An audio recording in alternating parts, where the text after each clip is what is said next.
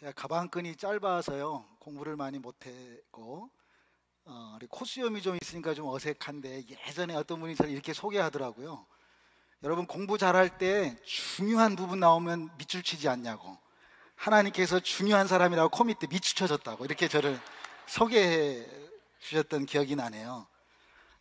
또 특별히 이렇게 소련 지역에 선교하고 또 가장 멋지게 하나님 앞에 쓰임받고 있는 우리 은혜교회에서 이렇게 제 삶을 나눌 수 있게 해주신 것 참 감사합니다. 저는 말 못하고 듣지 못하는 농아들과 함께 한 20여 년 정도 이슬람 땅에서 선교했습니다. 제가 예전에 어떤 교회에 가서 저보고 선교 보고를 하라고 하더라고요. 그래서 제가 기도하면서 이렇게 표현했어요. 제가 진짜 선교 보고 하면 들을 자신 있냐고. 내가 진짜 선교 보고 한번 하고 싶은데, 여러분 선교 보고, 여러분 뭘 잘해서 선교 보고 들으려고 하시냐고 제가 그렇게 교만하게 얘기했던 적이 있었어요. 근데 제가 은혜교회 와서는 진짜 멋지게 선교하는 교회니까 진짜 선교 보고 한번 하고 싶었는데, 제가 어떻게 스님 생활 하다가 예수 믿었는가 간증해야 될 것 같습니다. 그래서 오늘 저는 말 못하고 듣지 못하는 사람들 그 축구 국가대표 감독으로 아시안게임 4번 다녀왔습니다. 그래서 저는 이렇게 예배도 하나님 앞에 축구샵 하는 것처럼 생각합니다. 그러니까 오늘 지금 전반전 주어진 시간, 짧은 시간 안에 제가 전반전 안에 멋지게 간증으로 여러분들과 함께 골을 넣고 싶습니다. 여러분들 오늘만큼은 제가 감독이니까 선수들이에요. 무슨 말 아시겠죠?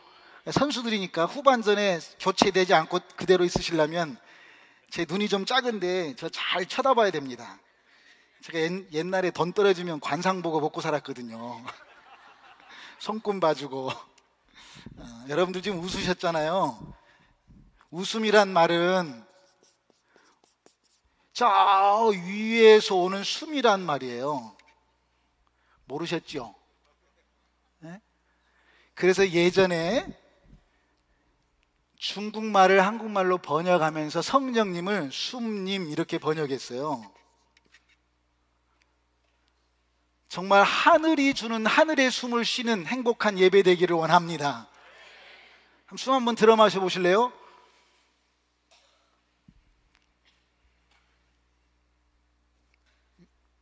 안 뱉은 사람 있을까요? 들어 마셨던 숨, 이제 숨 쉬세요. 들어 마셨던 숨 밖으로 안 나가면 죽은 거예요. 밖으로 나갔던 숨 들어 마시지 못하면 죽은 거예요. 내 몸 안에 가장 가까이 와 있는 숨 하나 내 맘대로 못 해요. 그런데 우리가 뭘 한다고 하겠어요? 세상 사람들은 다 지구의 중력에 끌려 삽니다. 오늘 예배 가운데 하늘이 주는 숨, 하늘 사람으로 사는 멋진 우리 은혜교회 성도들 다 되기를 축복합니다. 제가 오늘 제 간증을 통한 하늘이 저에게 내렸던 하늘의 웃음, 하늘의 숨 나누고 싶어요. 준비되셨어요? 다시 한번 아멘! 손도 이렇게 하고 나 감독이라니까 다시 한번 아멘! 원래 발로 해야 되는데. 자, 저는 이 땅에 왜 장애인이 있을까? 왜 저렇게 말 못하고 듣지 못하는 농아들이 있지?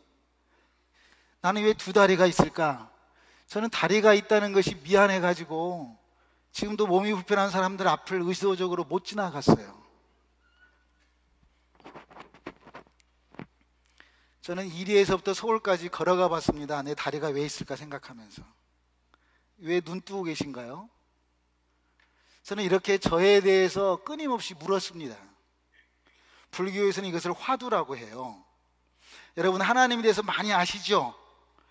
제가 예수 믿고 났더니 많은 사람들이 하나님에 대해서 너무 많이 알고 있어요. 특히 교회 다니신 분들. 그러나 하나님을 알고 있는 내가 누군가를 모르고 있는 것 같아요. 저는 이 시간 그러한 저의 간증을 통한, 기독교는 답을 주는 종교가 아니거든요. 답을 갖고 있으면 답만 갖고 사니까 인생은 답답해요. 뭔 말인지 못 알아들으시는 것 같아. 제가 가방끈이 짧은 얘기 하거든요. 기독교는 종교라고 하는 울타리가 있을 뿐이잖아요. 기독교는 끊임없이 묻고 계신 하나님으로 저는 만났어요. 아담아, 너 어디 있느냐? 이렇게 물어보고 계세요. 하나님은 너 이렇게 건강하게 왜 태어났을까? 이렇게 하나님은 물어보고 계시는 게 끊임없이. 저는 그 하나님을 만났던 간증을 좀 하려고 해요. 자, 그냥 한국말 하는데요, 늙은이란 말은 무슨 말이 줄어서 늙은이가 됐을까요? 좀 주관식이니까 어려우니까 제가 얘기할게요. 늘 그러니. 따라서 해봐. 시작. 늘 그렇게. 그냥 오늘 이렇게 생각하면 늙은이에요. 우리 이곳에서는 아무도 늙은이가 없기를 원해요. 오늘 특별한, 아니 날마다 특별한 날로 그런 예배 드리기를 원해요. 오늘 기도하러 오셨죠? 기도하는 날이죠? 저는 이렇게 표현하고 싶어요. 기도는 하는 게 아니라, 따라서 해보실래요? 기도는 사는 것이다. 아멘. 기도는 사는 거예요. 저는 그렇게 말하고 싶어요. 하나님의 말씀이 나를 통해서 사는 거예요. 하나님의 뜻이 나를 통해서 성령으로 이어가는 거예요. 기도는 삶이지, 기도는 하는 게 아니에요. 아니, 하는 것도 있을 수도 있어요. 그렇지만 저는 기도는 사는 것이다, 이렇게 표현하고 싶어요. 오늘 그러한 삶을 경험하는 행복이 있기를 원해요. 자, 늙은이가 아니라 우리는 다 젊은이에요. 반대말이니까. 젊은이란 말은 무슨 말이 줄어서 젊은이가 됐을까요? 제가 지금 축구 감독인데 여러분들하고 이제 같은 팀이니까 지금 조율해 보는 거예요. 얼마나 내 말을 잘 듣는가 보려고. 젊은이란 말은 저를 묻는이에요. 묻는이. 저는 계속 이렇게 물었어요. 하나님, 저는 그때 하나님이 아니었지. 그래서 저는 사람들이 죽으면 몇 분 후에 머리가 빵 하고 터질까? 죽은 시신들 닦고 전국의 화장터를 다니면서 큰 스님 돼보려고 굉장히 몸부림쳤던, 사람이 태어나서는 왜 죽을까? 철학적인 질문이지만 이런 물음 앞에 살았어요. 왜 선천적으로 장애인이 있을까? 막 이러한 세상에 대한 끊임없는 생로병사의 그 물음 앞에 제가 결국은 가장 소외받고 살고 있는 사람들이 소록도에 계신 나병 환자라는 얘기를 듣게 됐어요. 소록도 가보신 분 계시죠? 손 한번 들어보실래요? 소록도. 그곳에서는 한국같이 조그만한 땅덩어리에 나병 환자들이 사는 마을이 몇 개 있을까요? 102군데 있어요. 그럼 여러분들은 왜 건강하게 이 세상에 태어나셨나요? 그러면 그분들은 자기들이 원해서 나병 환자로 태어났을까요? 이렇게 끊임없이 묻고 또 묻다가 결국 내가 건강한 것이 너무 미안해가지고 소록도에 나병 환자가 되고 싶어서 갔어요. 저는 불교에서는 왜 이 땅에 문둥이가 있는지를 알거든요. 가르쳐줘요. 왜? 전생에 지은 죄 때문이라고. 천지, 부모, 동포, 이 육도에 관한 어떤 죄. 그래서 이 세상에서 꼭 부처님 만나야만이 다음 생에 건강한 사람으로 태어날 수 있다고 하는 그런 진리, 그 불교에서 말하는 진리로 제가 소록도에, 지금은 많은 분들이 돌아가셔서 한 60군데 정도 남았대요. 근데 그 당시만 해도 소록도가 1번지, 2번지로 나눠져 가지고 아무도 못 갔어요. 그리고 가족들 면담하려면 그 철조망 사이에서 서로 이렇게 미팅하고 이랬어요. 그러나 저는 그때 원불교의 신앙으로 그곳에 가서 열심히 부처님 전했어요. 왜 문둥이 된지 아시냐고. 갑자기 문둥병 걸려서 광주 일고, 전라남도 광주에 고등학교 2학년 학생이 문둥병 걸려서 왔어요. 국민학교 교장선생 하시다가 갑자기 문둥병 걸려서 오신 분이 있었어요. 육군 중사로 건강했던 군인이 갑자기 나병 걸려서 왔어요. 이런 소록도가 섬이거든요. 그 부둣가에 제가 서 있으면서 문둥병 걸려서 오는 그 사람들한테 물어봤어요. 왜 문둥이 걸린 줄 아냐고. 전생에 지은 죄 때문이라고. 그러니까 그 중사가 내가 지금 문둥이 된 것도 화나 죽겠는데 무슨 죄냐고 막 저를 그렇게 두들겨 팼어요. 부처님의 자비가 있기를 이 무중생들이, 저는 그렇게 몸으로 그 사람들에게 한 사람에게라도 부처님 전하고 싶어서 나병 걸려서 실려 들어오는 사람들 앞에 부처님 전했던 일을 했었어요. 살아있을 때 아무도 부처님을 안 믿어요. 그래서 내가 건강하니까 내 말을 못 알아듣는구나, 이 할아버지 할머니들이. 소록도는 나병이면서 시각장애인들만 따라 살아요. 맹인병동. 나병이면서 정신질환자 되신 분들만 따로 사세요. 이렇게 마을이 나눠져 있거든요. 저는 주로 나병 환자이면서 시각장애, 그 맹인병동이라는 곳에서 지냈어요. 왜냐하면 저를 막 많이 때려가지고 부처님 전한다고. 그분들이 저에게 이렇게 말했어요. 예수 믿으면 행복할 텐데 예수 믿으라고. 나는 열심히 부처님 전했어요. 내 진실을 못 알아줘서, 제가 나병 환자 되는 첫 번째 증상이 눈썹이 없는 거거든요. 제가 눈썹을 한번 깎아봤어요. 할아버지, 저 이제 나병된 것 같아요. 걸린 것 같아요. 눈썹 빠졌어요. 만져보세요. 그 맹인 병동에 계신 할아버지들. 아무튼 처음 나병 환자 걸려서 온 사람들한테는 참 많이 맞았어요. 다 그냥 내가 죄로 묶었거든요. 천도, 인도, 수라하게 축생, 지옥, 어떤 윤회설에 의해서 죄를 졌기 때문에 문둥이로 태어났다. 그러니까 꼭 부처님 만나야 된다라고 했기 때문에 많이 맞았어요. 나중에 제가 성경 보니까 스테반도 그렇게 맞았더라고요. 안 아팠어요. 영이 육을 지배할 때는 안 아파요. 육이 영을 지배하고 살면 육체가 주인이니까 아파요. 이게 종교예요. 아무튼 설교 오면 안 되고 제가 간증하는 거니까. 그렇게 해서 제가 소록도에서 눈썹 깎고, 제가 한 번 깎으니까 6개월이 안 자라요. 제가 3번 깎았어요. 3번 깎아가지고, 할머니 부처님 믿으세요. 그분들은 그 변함없이 저에게 불쌍하다고. 젊은 사람이, 자기는 나병 환자이면서 앞도 보지 못하는 맹인인데 제 손을 붙잡고 예수 믿으라고. 예수 믿으면 행복할 텐데 예수 믿으라고. 여러분, 예수 믿고 행복하십니까?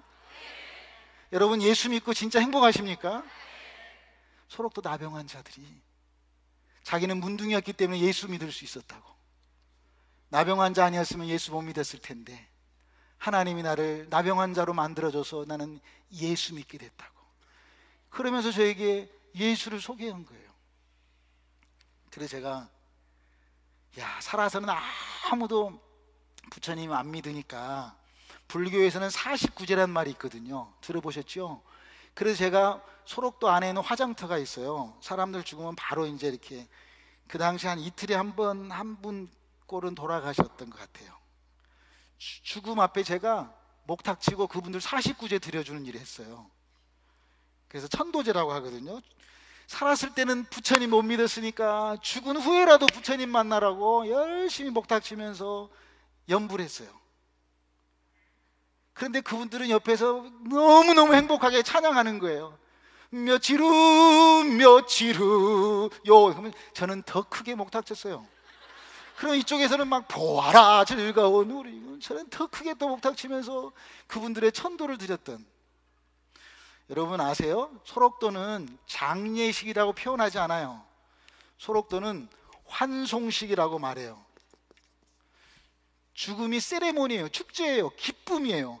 왜 내가 먼저 죽어야 되는데 왜 네가 먼저 죽었냐라고 죽음 앞에 서로 경쟁하는 것 같아요.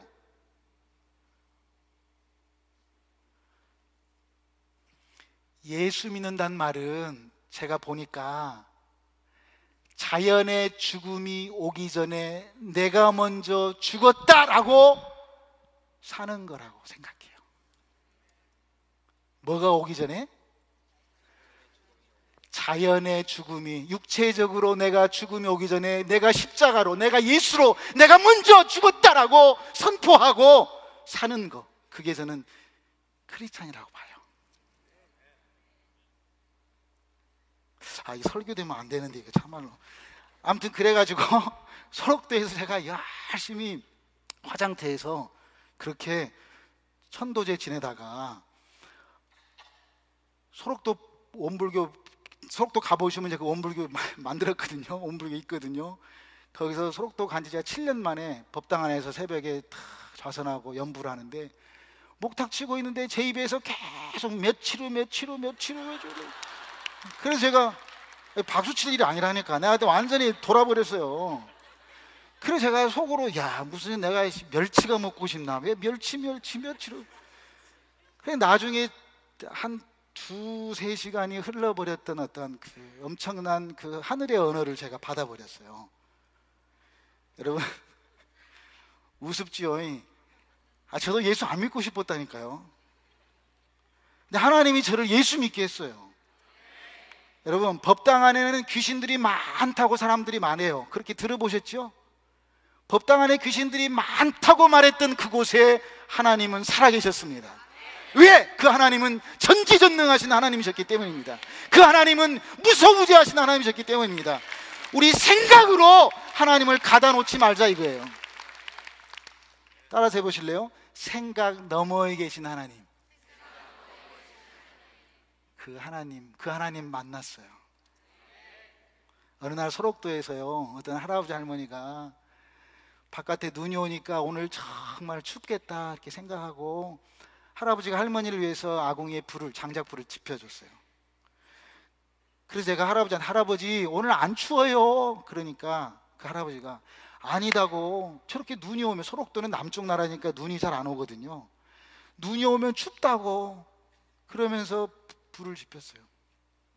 아니나 다를까 제가 아침에 할머니 일어나라고 깨우러 갔는데 등짝이 전라도 말로 홀라당 벗겨져 버렸어요. 왜 그랬을까요? 더우면 빨리빨리 일어나야죠. 근데 왜?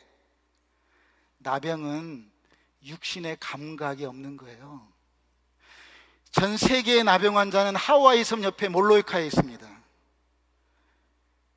구소련권의 나병 환자들은 우즈베키스탄 까라칼팍에 있습니다. 대한민국의 나병 환자는 소록도에 있습니다. 양성 환자들이 지금은 없어요.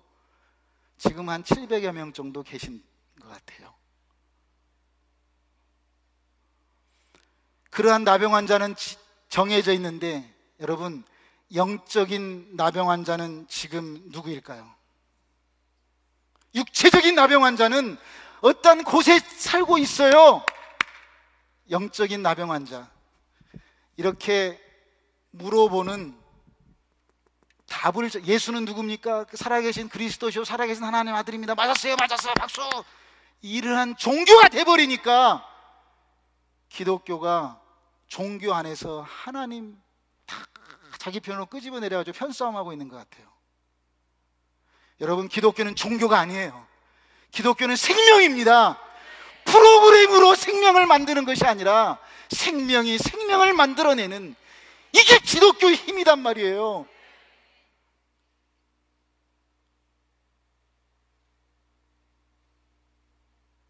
내가 누군지 모르고 산다면 영적인 문둥병 환자 아닐까요?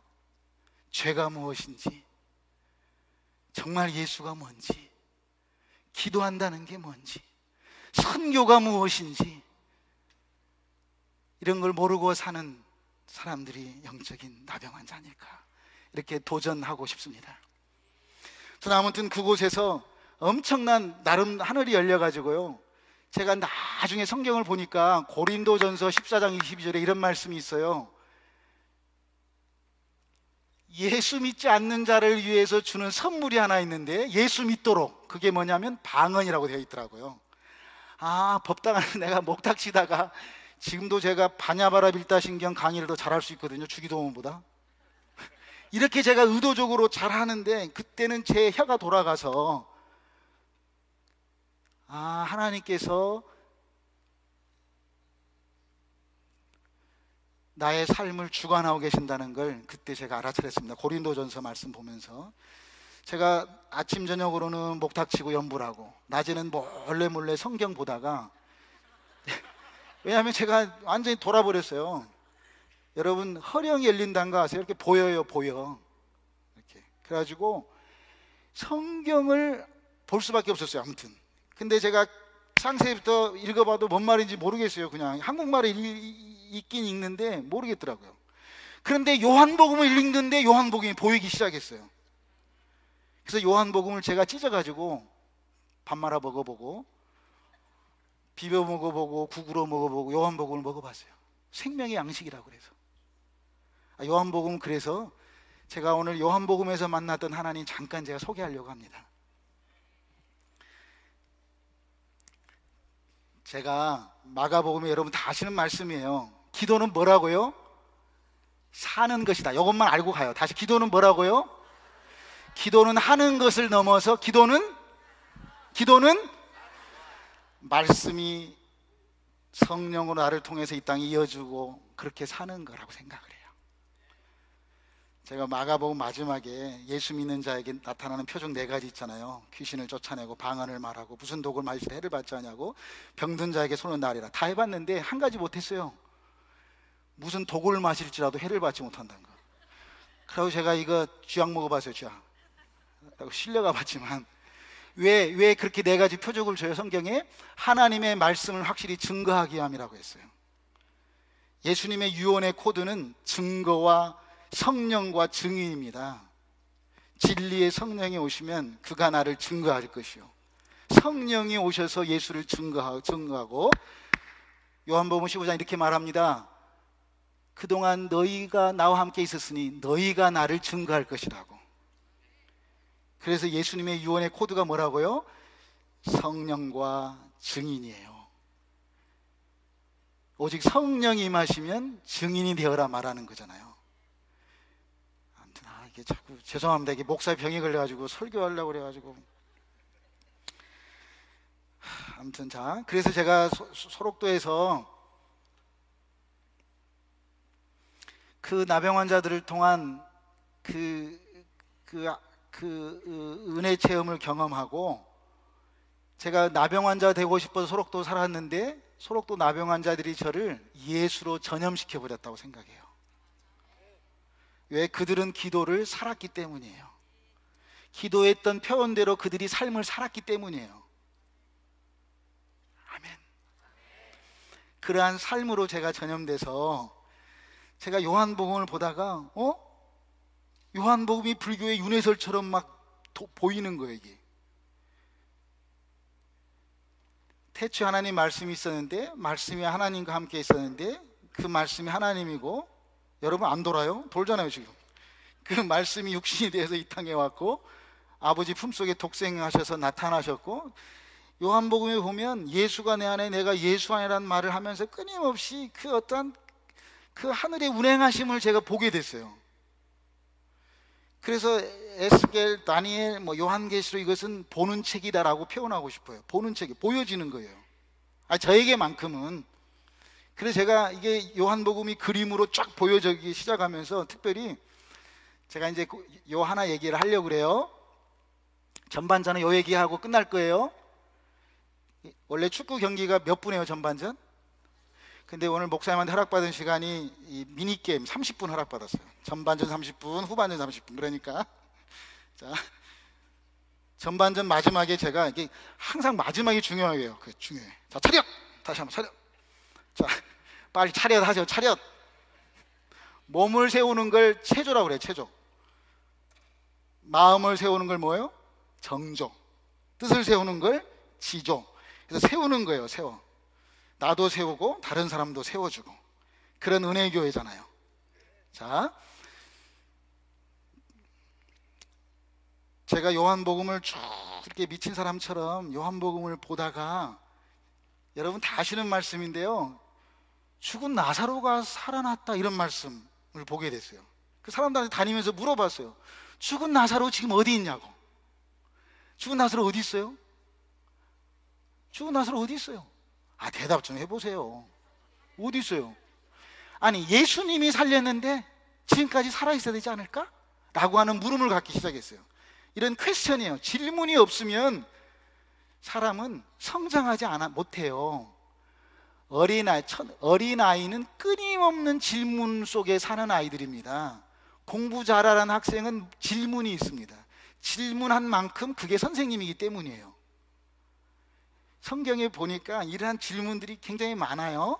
자, 이렇게 제가 묻다가 아무튼 그때도 법당에서 몰래 이렇게 성경 보다가 또 새벽에 좌선하고 목탁 치다가 깜빡 졸았나는데 성경이 이렇게 표현돼서 저에게 끊임없이 죽은 나사로가 어디 있을까 이렇게 계속 묻고 있다가, 자, 성경은 한문으로 이렇게 써요. 이게 글서자예요. 거룩할 성자에 글서자, 글경자. 근데 하나님께서 저에게 이런 한문을 보여줬어요.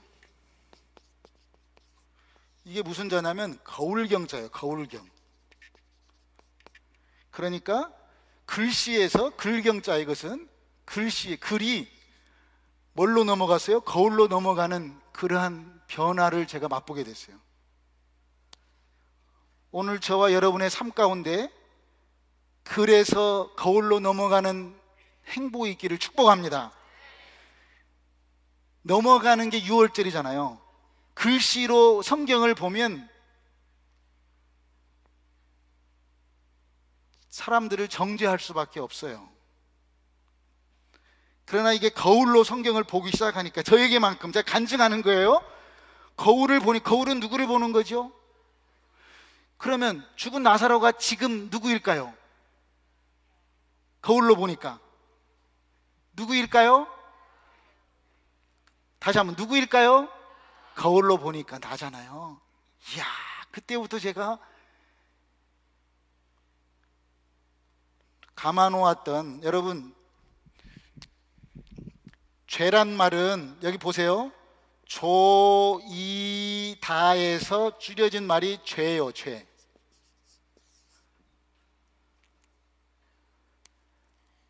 조이는 건 오른쪽으로 조이죠? 대답 좀 해보세요.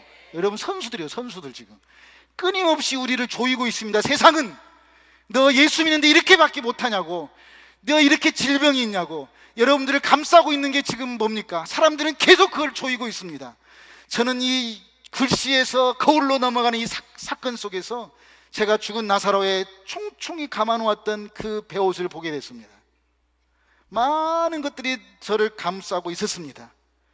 그런데 예수님은 이 땅에 그 나사로를 살려주셨어요. 풀어놓아 자유케 하라고 말씀하셨습니다. 여러분, 풀어놓았다는 말은 뭐예요? 조이는 건 오른쪽인데 왼쪽으로 끊임없이 우리를 풀어놓아 자유케 말씀하고 있습니다. 내가 누구인가를 알면 나의 모든 묶여있는 것들을 풀어놓을 힘이 있습니다. 내가 누군가를 알고 그것이 풀어졌다는 사실을 경험했다면 다른 사람들을 또 자유롭게 풀어놓아 다니게 해줄 수 있습니다. 저는 그러한 행복이 오늘 이 시간 저와 여러분들 속에 있기를 원합니다. 예수님 우리에게 말씀하십니다. 풀어놓아 자유케 하라라고. 아멘. 여러분, 무엇이 여러분을 묶고 있습니까? 피아노 반주 한번 해주실래요? 예수님 찬양, 예수님 찬양. 이 찬양하고 전반전 마치려고 하는데요. 자, 저는 대학 다닐 때 무당 공부도 해봤거든요. 무당이 돼보려고 계룡산 가서 막 신받으려고 열심히 2달 동안 무당 전수 받았거든요. 여러분, 무당에는 3종류의 무당이 있습니다. 자, 학습무당이 있어요. 학습무당. 배워서 무당된 사람이에요. 왜냐하면 세금 내야 되니까 전문학교에 생겼어요. 라이센스 있어야 돼요. 그 다음에 세습무당이에요. 세습무당. 세습. 무당 되니까 돈 잘 벌더라. 부모가 무당이니까. 마지막 무당은 강신무당이에요. 누가 진짜로 거시기를 잘할까요? 요 무당이란 말을 빼고 크리스찬을 집어넣읍시다. 저와 여러분 물론 배워야 됩니다. 예수 믿는 건 배우는 것이고 공부하는 것입니다. 끊임없이 우리 배워야 됩니다. 우리의 부모의 신앙, 자손의 아브라함과 이삭과 야곱의 신앙들이 흘러갔던 것처럼 우리의 신앙이 끊임없이 흘러가야 됩니다. 그렇지만 오늘 또 경험으로 사는 날이 아니라 하나님의 임재 가운데 날마다 성령의 힘으로, 성령으로 사는 그러한 크리스찬 되기를 원합니다. 전반전 끝나는데 일어나서 제가 같이 율동하면서 찬양하겠습니다. 예수님 찬양을 가사를 좀 바꾸려고 그럽니다. 팔자 고쳤네, 팔자 고쳤네. 제가 별세하셨던 이중표 목사님 교회, 제가 땡중할 때 참으로 제가 그 교회 가서 새벽기도 설교했습니다. 제가 예수 예자도 몰랐을 때 그곳에 가서 제가 찬양했습니다. 같이 율동하면서 팔자 고쳤네, 우리는 팔자 고쳐졌습니다. 아멘. 팔자 고쳤네, 팔자 고쳤네, 예수 내 팔자 고쳤네, 팔자 고쳤네, 예수 내 팔자 고쳤네, 팔자 고쳤네, 예수 내 팔자 고쳤네. 아멘. 할렐루야, 할렐루야. 예수 내 팔자 고쳤네.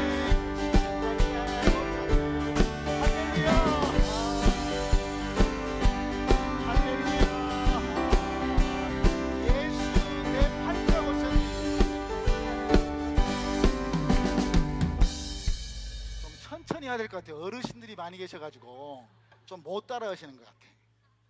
어른하고 노인의 차이를 아세요? 노인은 내 것만 챙기는 거예요. 나이가 먹으면 똑같이 어른이란 말과 노인이란 말을 같이 듣지 않나요? 노인으로 살지 않는 은혜교회 성도님 되시기를 원합니다. 노인은 어린아이 같이 서운한 게 모든 것이 나 것만 챙기니까. 그렇지요. 근데 어르신이잖아요. 어른이 되면 다른 사람들에게 패스해 주는 거예요. 더 주고 싶어서 안다라는 거예요. 우리 은혜교회 성도는 모두가 다 예수님 안에서 어른이십니다. 자, 전반전 끝나면서 우리 예수님 찬양 팔자 고쳐내서, 야, 우리 진짜 팔자 고쳐 부르습니다. 고쳐졌어요. 팔자. 여러분 무당하면 돈 많이 들거든요. 예수 때문에 팔자가 공짜로 고쳐져 버렸어요.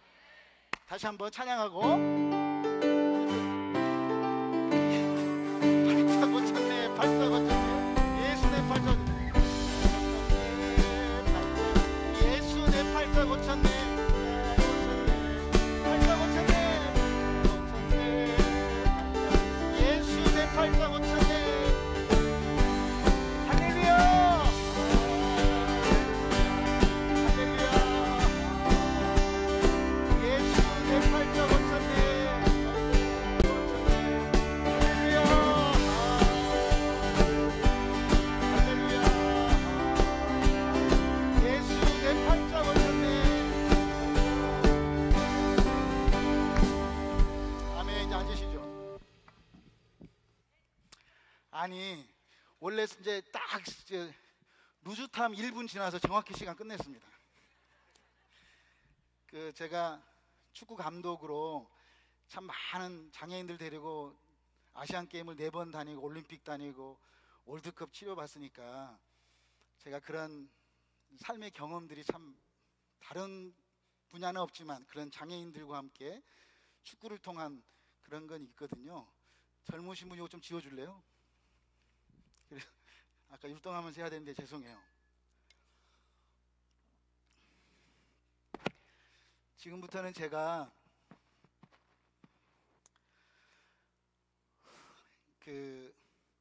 소록도 나병 환자들이 저에게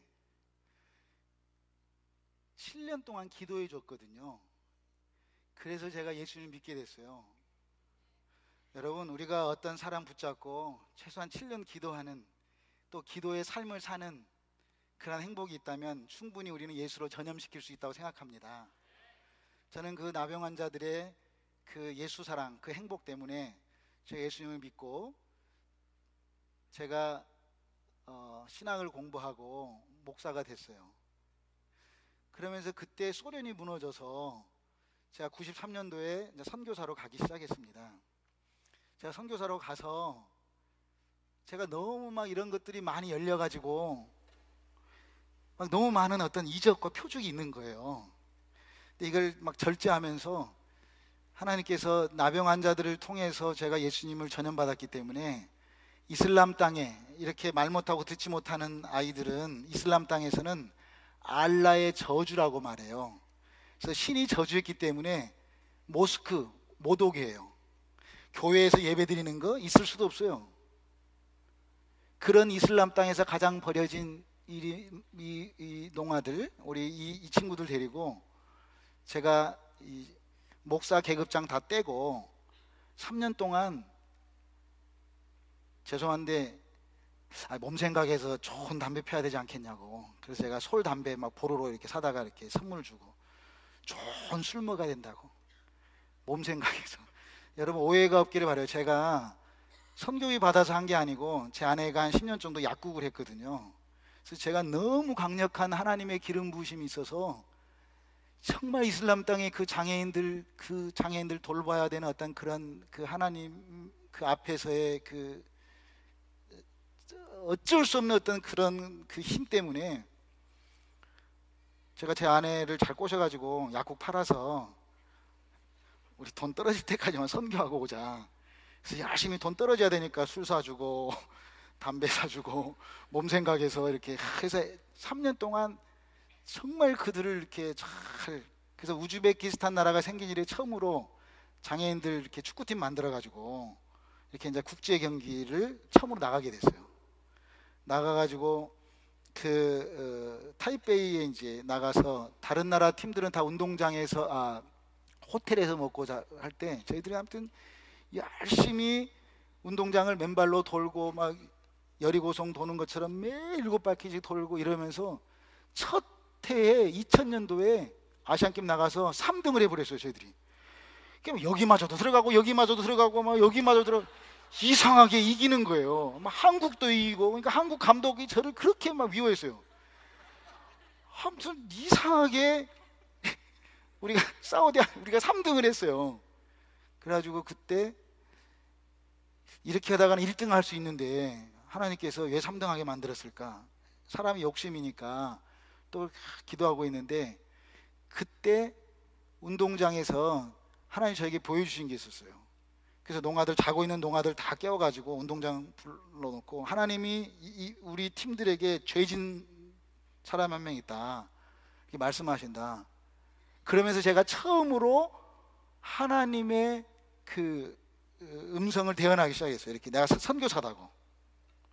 그렇게 해서 제가 우즈베키스탄 농아들에게 누가 죄졌냐, 우리가 죄를 졌기 때문에 하나님께서 이 4강전에서 우리가 이제 졌다고. 그러니까 조용하더라고요. 물론 말 못하니까 조용하지만.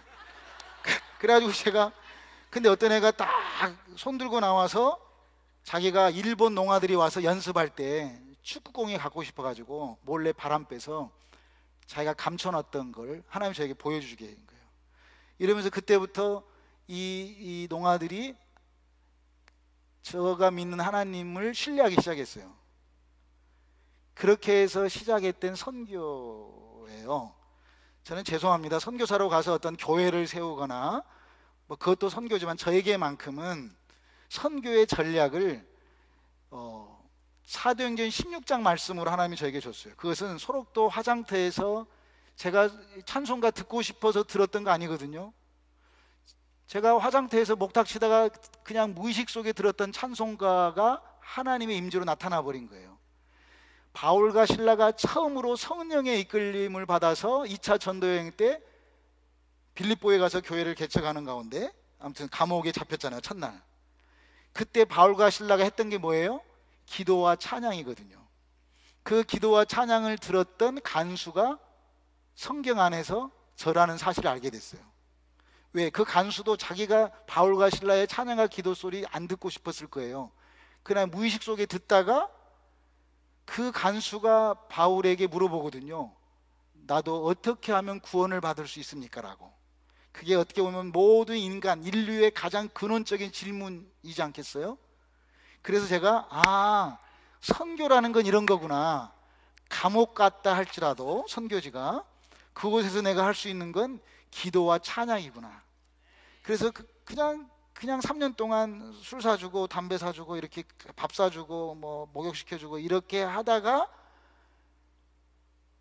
그 기도하고 찬양하는 그러한 어떤 그 전염이 되어버리는 이슬람 선교가 되어버렸습니다. 아무튼 그래서 지금은 제가 죽으면 우즈베키스탄 제가 개척한 우리 농아교회 그 살구나무에 시신을 묻어달라고 유언장을 써놨습니다. 왜냐하면 가난한 우리 농아들인데 어느 날 교회 마당에 심어진 살구의 열매가 부족하니까 농아들이 서로 이렇게 애기들이 다투고 있더라고요. 그래서 제가 죽고 나면 내 몸뚱아리는 농아들에게 먹거리라도 돼야 되겠다 생각을 해서 그렇게 유언을 써놓고 또 제 자식들에게도 얘기해놓고 이렇게 살고 있었던 선교사입니다. 그런데 어느 날 우즈베키스탄에 제가 추방을 당했어요. 이러는 가운데 한 번도 아니고 또 체육부 장관이 들어오라고 그래서 또 축구 또 하다가 또 2번 추방당하면서 참 많은 어려움이 있었어요. 제가 그렇게 처음 사랑했고 나의 시신을 그곳에 묻어달라는 유언까지 했던 첫사랑이 맺었던 우즈베키스탄 땅인데 아직도 들어가지 못하는 그곳에 대해서, 그런데 제 아이들하고 제 아내는 너무너무 행복하더라고. 추방당하니까 더 이상 선교 안 해도 된다고 그러고, 우리 애기 이름이 하늘이 영광인데 하늘이 영광에도 한국 가면 그 꿀떡 같은 거 먹을 수 있다고. 왜냐하면 제가 미친놈처럼 선교는 그곳에 가서 죽는 거지 제가 한국에 안 돌아왔습니다. 왜냐하면 선교할 때 저는 선교할 때 이게 스승사자거든요. 그런데 이걸 저는 죽을 사자로 이렇게 바꿔봤습니다. 그래서 베푸는 거에 아니라 먼저 가르치다가 죽는 것이 선교사다. 뭘 가르치냐? 이게 가르칠 교자인데요. 교사 선생님들 보세요. 가르칠 교회요. 아버지 부예요. 아버지에게 이게 효도할 효자예요. 아버지에게 효도하는 거. 진짜 복은 내가 하나님의 자녀된 거 아닐까요? 예수 믿으면 잘 산다고요? 예수 믿으면 복 받는다고요? 삼박자 구원이라는 게 틀린 건 아니지만 예수 믿으면 손해볼 수 있는 길을 갈 수 있어야 되지 않겠어요? 진짜 복이 뭐냐 그 말이에요. 하나님이 내 아버지라고 고백할 수 있는 게 하나님 나라의 복 아닐까요? 그걸 가르치는 게 교사고, 이건 제 해석이에요. 그런데 이렇게 정말 죽으려고 갔던 땅이었는데 이런 어려움 속에서, 그래서 다시 추방당해가지고 2번째 추방 때는 더 이상 이제 내가 선교 안 해야 되겠다. 그리고 이제 한국에서 뭐 농아들도 많고, 저는 원래 한국에서 이렇게 농아들과 함께 일했던 일이 있었기 때문에 그냥 있어야지 이렇게 지냈거든요. 그런데 제가 건강한데 새벽 2, 3시만 되면 숨을 못 쉬는 호흡 알러지를 하나님께서 병으로 저를 줘버린 거예요. 여러분, 병이라는 것은, 병 아시죠? 들어간 구멍이 있는데 막힌 게 병이거든요. 병 중에 막힌 게 뭐예요? 변비가 힘들어요. 그래서 이게 병이에요. 한국말로 쉽지요? 이게 병이요. 막히면 병이라니까. 흘려보내야 돼. 그래서 노인은 막혀 찾고, 근데 어른은 흘려보내. 아멘? 그래서 우리 이 은혜교회는 어른의 교회거든요. 그래서 자꾸 흘려보내니까 병이 안 걸리는 거예요. 자, 그렇게 해서 제가 막 막히기 시작한 거예요. 막 호흡 알러지가지고 한 2, 3달 동안 숨을 못 쉬는 거예요. 그래서 제가 어느 날 밖에 나와가지고 하늘을 보면서 기도해서, 하나님, 별들이 막 쏟아지는데, 하나님, 내가 더러워서 내가 진짜 그냥 선교하겠습니다. 그러니까 숨이 쫙 쉬지더라고요. 내가 하나님 앞에 진짜 내가 왜냐하면 그 별들이 그때부터 콩으로 보여요. 콩.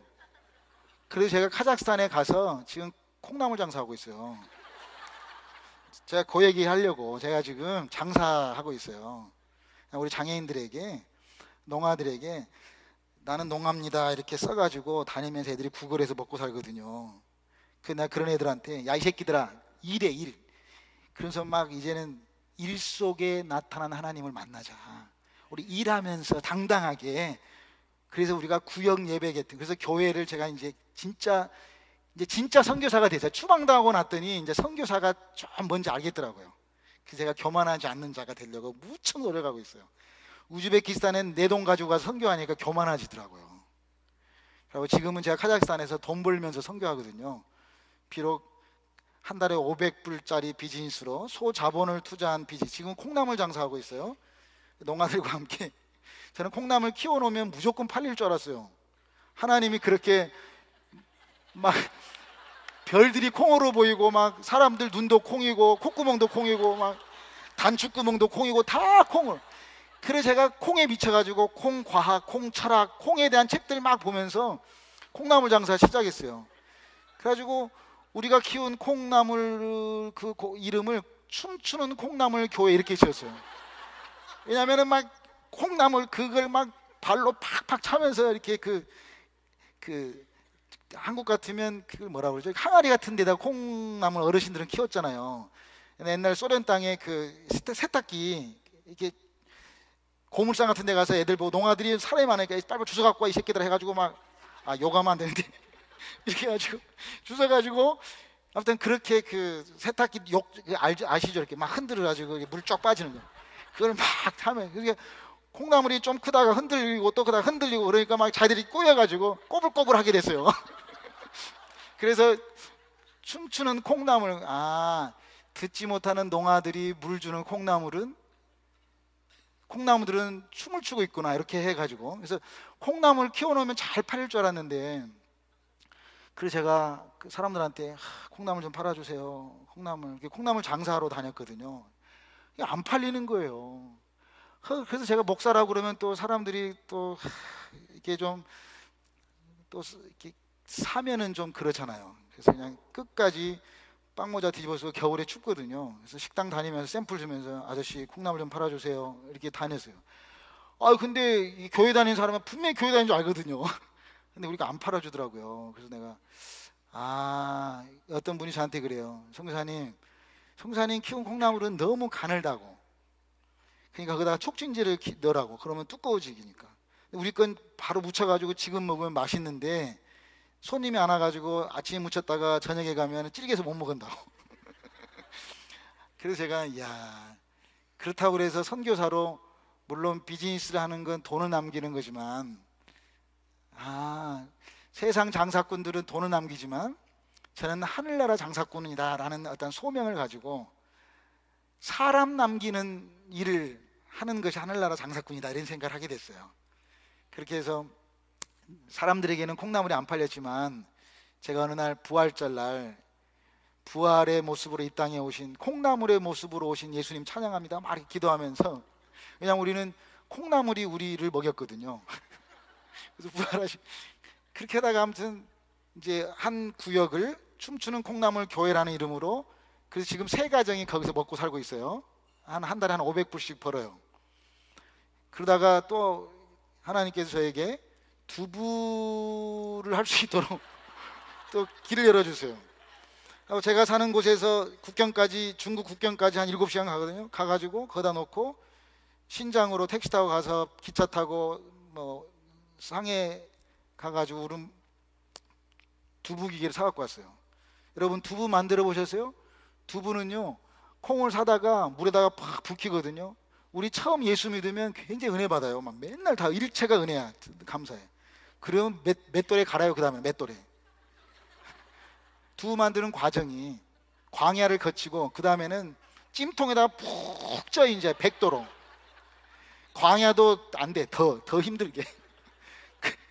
그러고 나서 간수 집어넣고 자르는 게 두부예요. 이제 이런 두부의 과정을 이렇게 배우면서 농아들과 함께 지금 소록도 나병 환자들이 저에게 전도했던 행복한 예수처럼 우리 두 번째 교회 이름은 행복한 두부교회 이렇게 이름을 줬어요. 그래서 우리가 만든 두부 먹고 사람들 다 예수 때문에 행복하라고. 그러다가 이제 하나님, 제가 우리 한국에 있는 저를 후원하는 몇 개 교회에게 편지를 썼어요. 이렇게 하다가는 언제 제가 이게 돈을 봅니까? 5만 원 후원해 준 교회한테 목사님 저에게 1년치 60만 원을 미리 좀 땡겨 주십시오. 어떤 분한테는 목사님한테는 10만 원씩 120만 원을 한꺼번에 좀, 왜냐면 해콩이 나올 때 미리 사야지 미리 사놔야지 자꾸 장사를 하는데 돈 벌어서 콩 사면 콩값으로 이건 못 올려요. 콩나물이 선교사 하니까. 그래서 기도하다 하나님 정말 그랬더니 한국 다는 아닌데요. 몇 분 목사님들이 무슨 선교사가 선교비를 땡겨달라고 하냐고. 그래가지고 좀 잘렸어요. 그래서 내가 진짜 열받아가지고 내가 어떻게 해서라도 한번 돈을 벌어야 되겠다. 그래서 하나님 앞에 기도하면서 그때 하나님이 보여주신 게 $1 천냥 하우스. 야, 이걸 해야 되겠다 해서 제가 이제 한국의 모뎀으로 사용하는 인터넷이잖아요, 카자흐스탄은. 그래서 새벽에 이렇게 주문해가지고 한 달 동안 주문해서 한국의 980원짜리 샴푸가 카자흐스탄에 오면 한 5,000원, 6,000원 되거든요. 5배. 부자 될 것 같아요. 드디어 내가, 그래서 저희 선교 단체가 1,000만 원씩 융자해줘요, 무이자로. 그래가지고 그 융자 받아가지고 1,000만 원어치 그냥 샴푸 퐁퐁을 몽땅 사다가 가서 팔면 내가 한 7, 8천만 원 벌잖아요. 이야, 드디어 내가 부자가 되겠다 생각하고 이제 시작했어요.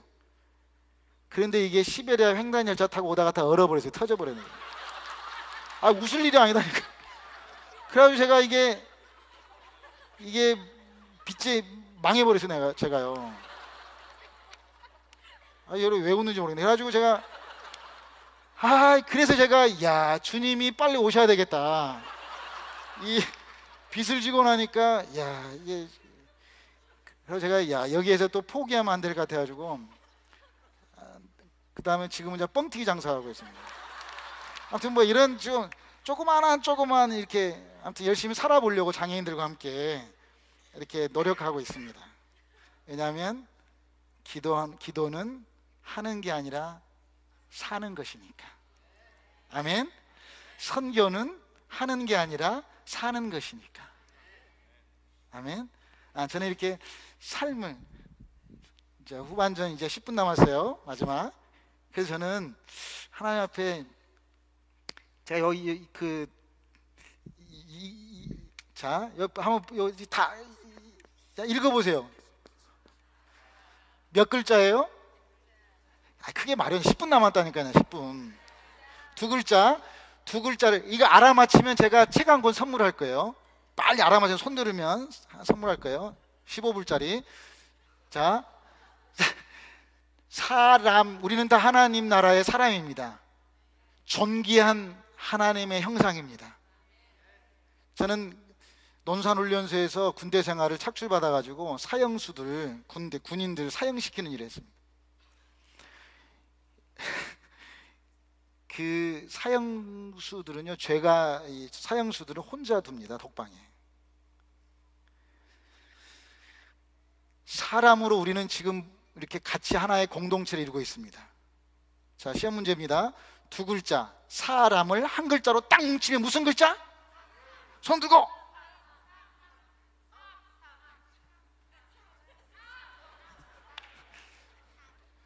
다 맞았다고 생각하시고. 이는 한문이고, 요 사람들이 뭉치면 삶이 되는 거예요. 삶은 계란이 아니라 삶. 영성이란 말은 기독교의 단어는 없잖아요. 경건한 신앙, 경건한 능력, 경건한 모양이 있는데 경건한 능력이 없다고 표현했을 뿐이잖아요. 자, 사람이 우리가 뭉치면 삶이 되는 거예요. 애벌레가 뭉치면 고치가 돼요. 이제는 삶이 빵 하고 터지면 두 글자? 요거 알아맞히면 진짜로 선물 줄 거예요. 다시 한번, 삶이 이제는 빵 하고 터지면 무슨 글자? 두 글자? 손 들고. 에? 크게 일어나죠. 네. 목사님, 저분은 선물 줘야 될 것 같아요. 제가 그냥 이따 제가 사인해 드릴게요.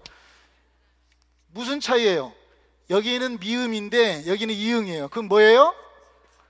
사랑이에요.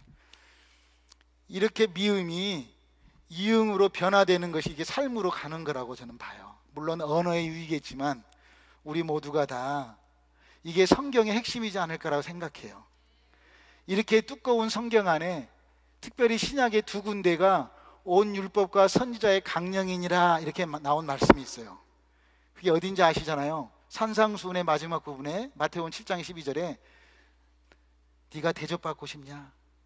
너도 대접해라. 이것이 온 율법과 선지자의 강령이니라 이렇게 말씀해요. 또 하나는 하나님과 이웃 사랑하는 것, 하나님 사랑하고 이웃 사랑하는 것, 이것이 온 율법과 선지자의 강령이니라. 하나님 사랑, 이웃 사랑.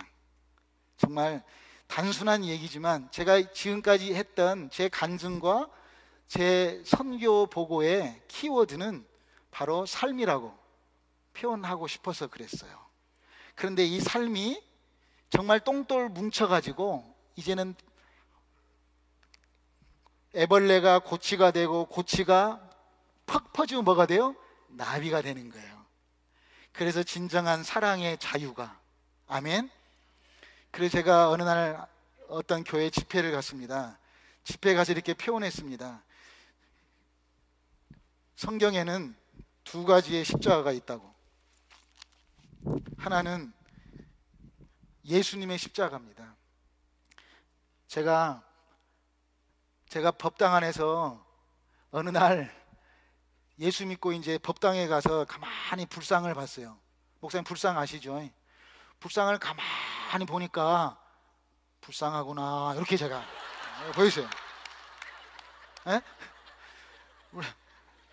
그러고 나서 제가 예수 믿고 나서 이제는 성경 이렇게 딱 십자가를 보니까 십자가가 이제는 저에게는 더하기로 보였어요. 더하기. 성경에는 두 가지의 십자가가 하나 있어요. 두 개의 십자가가 있습니다. 하나는 예수님의 십자가입니다. 이것은 더하기예요. 그런데 이 십자가를 제가 떼버렸어요. 떼가지고 제가 짊어졌어요. 그리고 걸어갔어요. 여러분 어떻게 보이냐고. 곱하기로 보입니다. 그래서 또 하나의 십자가는 뭐예요? 자기 십자가예요. 내가 짊어지는 십자가예요. 성경에는 몇 개 십자가가 있다? 하나는 뭐? 예수 십자가. 이건 더하기예요. 100 더하기 100은 몇이에요? 100 곱하기 100은 몇이에요? 그래서 자기 십자가를 짊어지고 가는 자에게 주는 그 축복, 의의 면류관, 생명의 면류관, 영광의 면류관을 기다리는 그 행복으로 달려가는 저와 여러분 되시기를 축복합니다. 이게 자기 십자가를 짊어지고 가는 인생입니다. 하늘의 중력에 끌려 사는, 하늘스럽게 살다 가는. 저는 어느 날 이렇게 성경을 미친놈처럼 찢어서 먹어보고 구개도 말아보고 먹었던 제가 성경을 어느 날부터 안 읽기 시작했습니다. 왜냐하면 알고 있는 것도 실천 못하는데 더 이상 성경 알아서 뭐 할까? 이러한 물음 앞에 하나님, 제가 이제 이러한 삶으로 하나님 이 말씀을 살아가는 하나님의 사람으로 남게 하여 주옵소서. 이렇게 기도하기 시작했습니다. 기도는 하는 것이 그 너머에 계신 사는 것으로 인식되기를 원합니다. 우리 하나님 앞에 오늘 두서없이 이런 말씀을 나눴습니다. 저는 이 땅에 저를 한번 보실래요? 저에게는 3명의 아들이 있습니다. 첫 번째 아들은 제가 낳아서 하나님 제자 삼은 우즈베키스탄 농아들입니다. 두 번째 아들은 법적인 관계로 너무 강력한 우즈베키스탄의 사랑 때문에 그런지 몰라도 2015년까지 카자흐스탄의 국가대표 감독으로 사인업이 되어 있는 카자흐스탄 선교사입니다. 카자흐스탄 농아들을 돌봐야만 하는 의무적인 선교사입니다. 하나님, 이것도 힘든데 어느 날 북한의 농아들을 입양하라고 하나님께서 저에게 북한을 보내주셨습니다.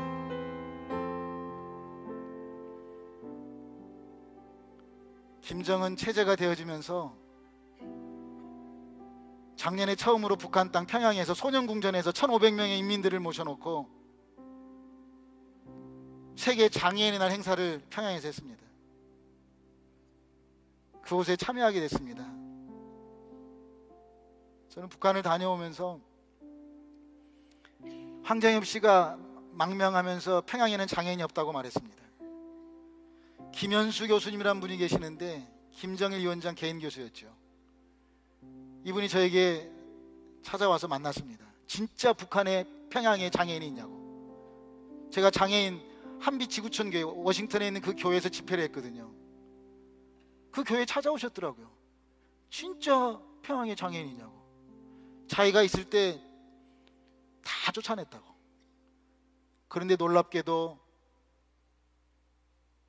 작년에 그렇게 평양에서 장애인의 날 행사를 했습니다.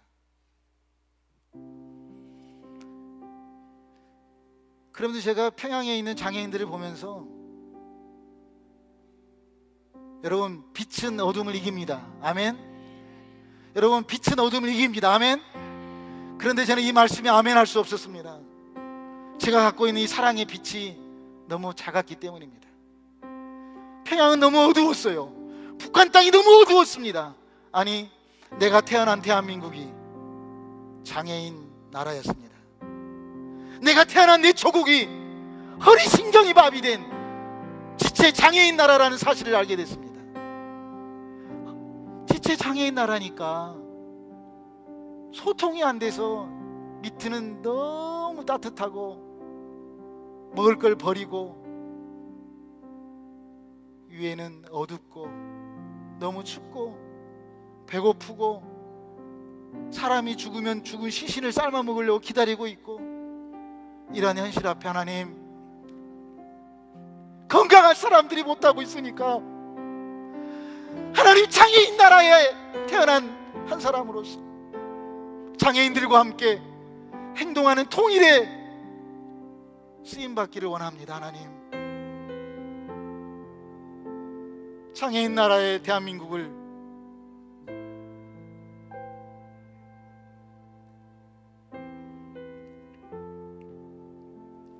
이제 우리 함께 다 같이 기도하면서 오늘 말씀 가운데,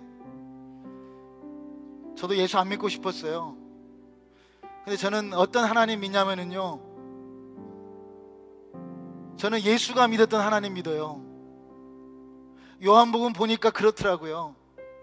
여러분, 어떤 하나님 믿어요? 여러분 생각으로 하나님 믿지 말고요, 예수님도 하나님이셨는데 그 예수님이 끊임없이 그 아버지의 말씀대로 사셨거든요.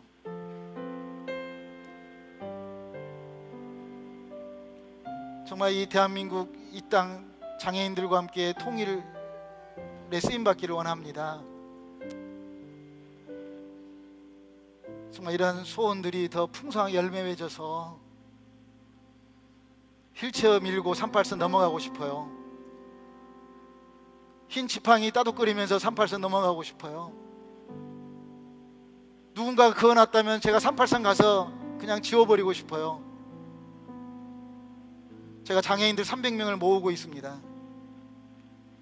장애인들 300명과 함께 300용사로서 하나님 사랑하고 이웃 사랑하는 삶의 실천자로서 남북 통일을 앞당기는 그 일에 쓰임받기를 원합니다. 가방끈이 짧은 선교사가 여러분들에게 오늘 예수 믿었던 간증과 선교지에 있었던 짧은 얘기를 나눴습니다. 그렇지만 우리가 이걸 가지고 이 시간에 한번 다 일어나실래요? 우리 하나 앞에 기도하며 나가기 원합니다. 우리 두 가지 먼저 기도했으면 좋겠습니다. 죽은 나사로가 나였다는 사실 앞에 하나님, 나를 감싸고 있었던, 나를 묶어놓았던 많은 것들 풀어지는 역사가 있게 하여 주옵소서. 이러한 기도했으면 좋겠어요. 두 번째는 풀어진 사람 앞에 이제는 상대를 위해서, 이웃을 위해서 기도하며 나아가는 중보자의 역할을 기도하는 시간 가졌으면 좋겠습니다. 그리고 우리들이 태어난 대한민국, 이 조국이 38선이라는 이 장애인 국가 앞에 하나님,